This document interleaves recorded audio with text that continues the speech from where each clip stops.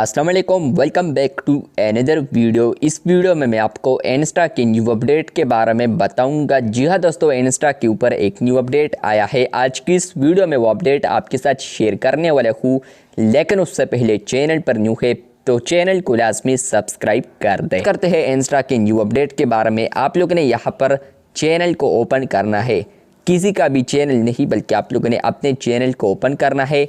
तो आपको यहाँ पर अब देखने को मिलता है स्टार आइकन। पहले यहाँ पर मुझे ये स्टार आइकन आया था, लेकिन इसके रिलेटेड यहाँ पर मैंने रिसर्च किया था, लेकिन कोई इंफॉर्मेशन ही नहीं आया था। लेकिन फ्रेंड्स, अब ये इंफॉर्मेशन आ चुका है कि यहाँ पर ये फॉलो ऑप्शन है। फॉलो यहाँ पर इसलिए दिया है, आपको अब पता चल जाएगा। मैं बैक आता हूँ, मैंने स्टार पर क्लिक कर दिया था और यहाँ पर आप लोग देख सकते हैं कि फ़िल्टर ऑप्शन। जैसे ही फ़िल्टर पर क्लिक करेंगे तो आपको अब यहाँ पर अपडेट देखने को मिलता है, जो कि है फॉलो अप। आपको यहाँ पर इजी होने में चैनल को फाइंड करने के लिए आप लोग यहाँ पर चैनल को आप स्टार में लगा सकते हैं और उसके बाद आप लोगों ने फ़िल्टर पर आना है।